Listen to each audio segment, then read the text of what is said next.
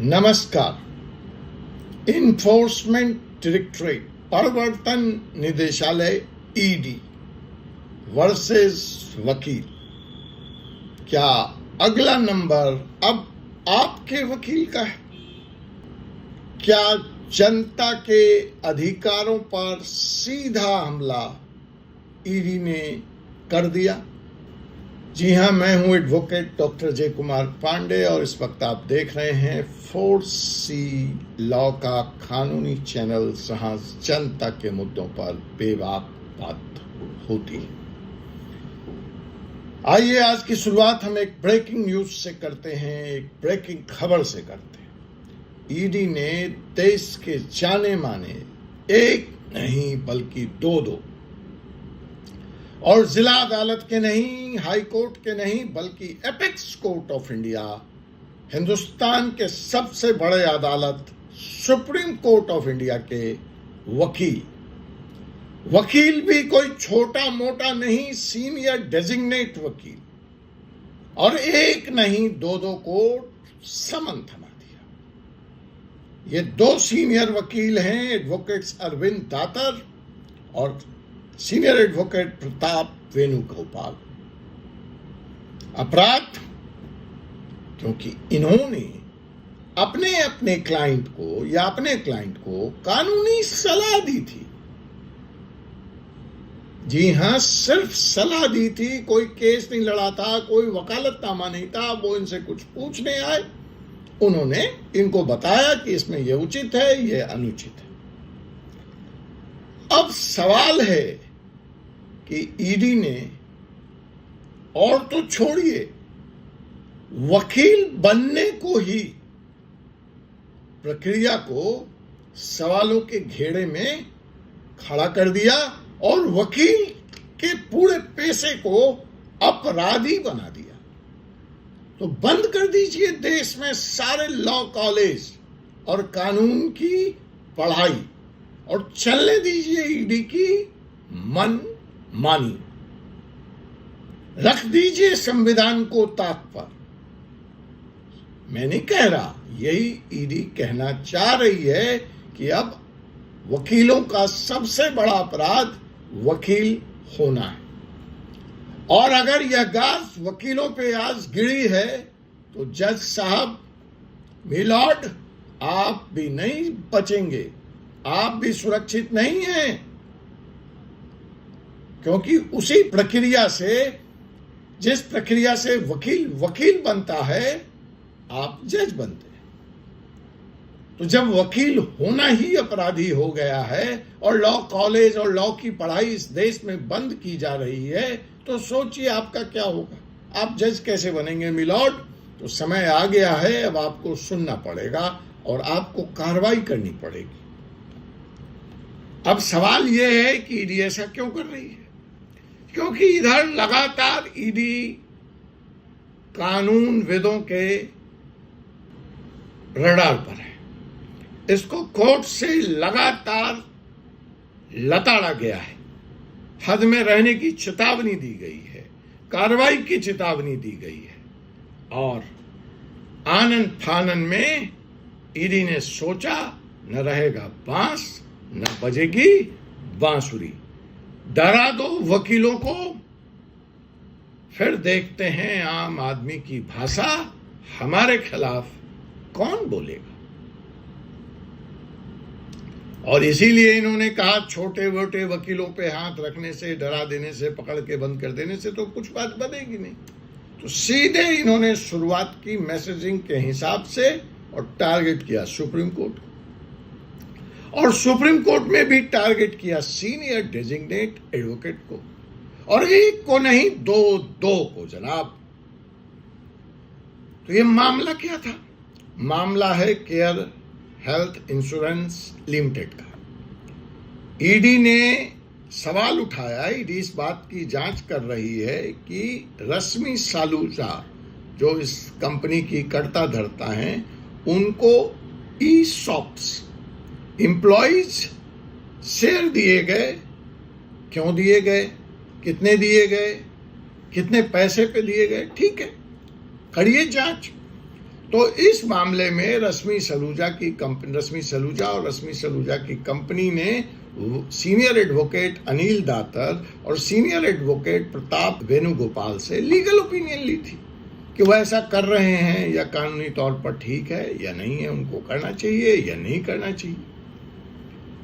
लेकिन ईडी ने क्या किया, उन्हें ही कह दिया समन जारी करके कि तुम ही आ जाओ हमारे कार्यालय, अब हम करेंगे तुमसे पूछताछ, तुमने क्यों दी क्लाइंट को सलाह। और यह उस समय हुआ जब न था कोई एफआईआर और न है कोई एफआईआर, न है कोई एविडेंस। फिर यह क्यों हुआ मुझे क्या मालूम, लेकिन जो उद्देश्य है, जो इंटेंट है, वो बड़ी साफ है। वो ये है कि अगर वकील डर जाएगा तो वो अपने क्लाइंट की मदद नहीं करेगा, और फिर वो क्लाइंट की मदद नहीं करेगा तो ईडी अपनी मनमानी कर सकती है। ईडी के खिलाफ बोलेगा कौन? तो अगर वकील वास्तव में डर जाएगा और वो चुप रह जाएगा और बोलना बंद कर देगा तो सोचिए इस देश के सिस्टम का क्या होगा। यह एक गंभीर सवाल है। अब आइए इस बारे में हम कानूनी पोजीशंस को भी समझ लेते हैं, इमोशंस को थोड़ी देर के लिए दरकिनार कर देते हैं कि चलिए ईडी ने जो किया क्या वो कानून सम्मत था, और अगर है तो ठीक है। वकील कोई everybody is equal before the law, तो वकीलों को कोई एक्सेप्शन क्यों दिया जाए? तो साहब सेक्शन 132 भारतीय साक्ष्य अधिनियम 2023 क्या कहता है इस बारे में, इसको समझते हैं। तो वो कहता है कि client and advocate communication is privileged, अर्थात मेरे चैम्बर में, मेरे पास आकर, मेरे कार्यालय में जो क्लाइंट मुझसे शेयर करता है, मुझे कोई एजेंसी, जांच एजेंसी, इन्वेस्टिगेटिंग एजेंसी, चाहे वो ईडी हो, सीबीआई हो, सेबी हो, पुलिस हो, बाध्य नहीं कर सकती, मुझसे यह नहीं पूछ सकती कि मेरे क्लाइंट ने मुझे क्या बताया है, मतलब, और मैंने उसको क्या कहा, इसके लिए भी क्लाइंट को बाध्य नहीं कर सकती। मतलब वकील जो एडवाइस देते हैं वह कोर्ट और जांच एजेंसियों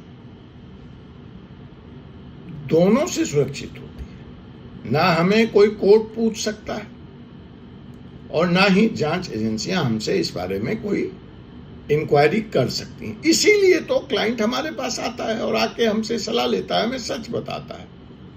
इस मामले में सुप्रीम कोर्ट ने पहले भी कहा था कि देखिए, एक वकील का काम है अपने क्लाइंट की मदद करना,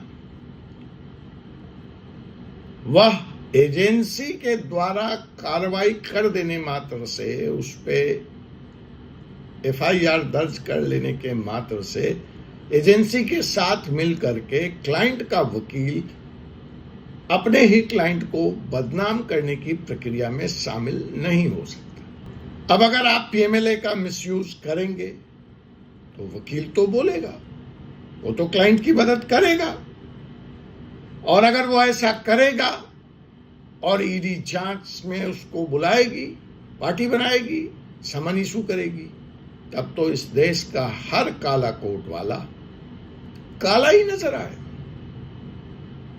सस्पेक्ट ही नजर आएगा। हर ऑनेस्ट लॉयर शक की निगाह से देखा जाएगा, संदेहों के दायरे में आ जाएगा, और ऐसा कदापि उचित नहीं होगा इस लोकतांत्रिक संवैधानिक व्यवस्था की। तो ईडी के इस कार्रवाई का स्वाभाविक तौर पर पूरे वकील समुदाय के द्वारा विरोध होना तय था, और बार काउंसिल्स में फिलहाल इस वक्त इस मसले पर आग लगी हुई है पूरे देश में। जनता का गुस्सा है वो भी अपने चरम पे है ईडी के खिलाफ। सुप्रीम कोर्ट बार एसोसिएशन से लेके गुजरात हाई कोर्ट बार तक हर वो वकीलों की संस्था फिलहाल इस मसले पर विरोध में है, आवाज उठा रही है, और कानून से जुड़ा हर व्यक्ति ईडी के खिलाफ लामबंद हो गया है। सबने कहा यह लीगल इंडिपेंडेंस पे हमला है। जनाब, Delhi high court bar association ने कहा वकीलों को किसी भी केस में समन करना सीधे तौर पर जनता के अधिकारों पर हमला है। यह सिर्फ वकीलों की बात नहीं है, यह हर आम आदमी की बात है जो किसी न किसी दिन किसी न किसी मसले में किसी न किसी कोर्ट में जाता है या जाएगा। और जब वो जाता है या जाएगा तो उसको एक वकील ही बचाएगा या बचाता है, या वकील के मदद की उसको जरूरत पड़ती है।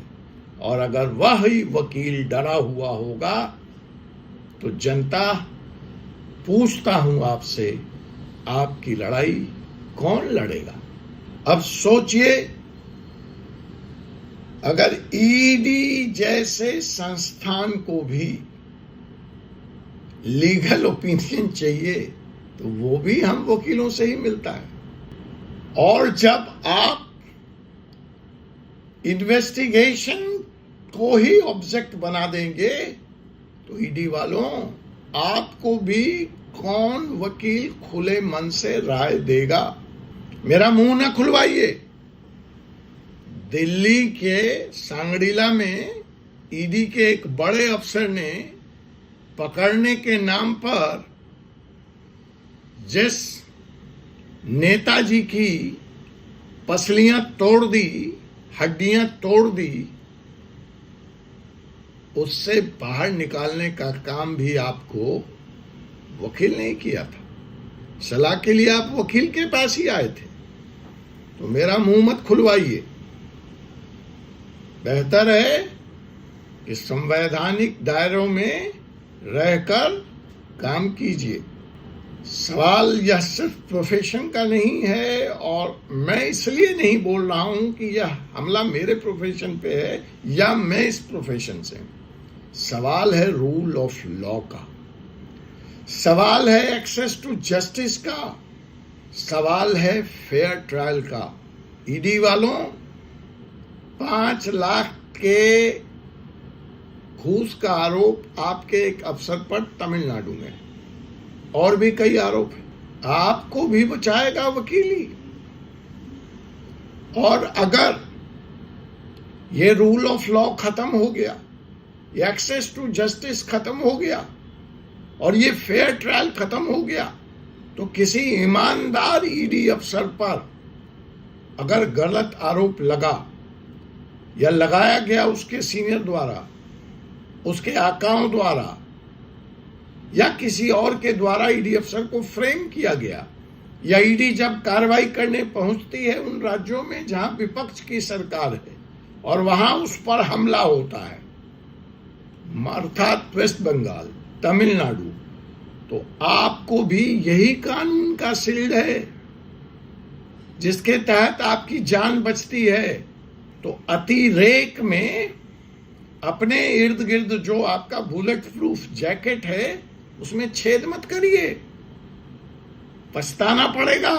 आज अरविंद दातर पर सवाल उठाया है आपने, तो कल आप जो लीगल नोटिस भेजते हैं ना ईडी वालों, उस पर भी सवाल उठाया जा सकता है, उस पर भी सवाल उठ सकता है। अगर वकील ही क्वेश्चनेबल है तो उस लीगल नोटिस की क्या वैलिडिटी है जो आपका लॉयर, जो आपका एडवोकेट किसी को भेजता है या आप भेजते हैं। सवाल उठता है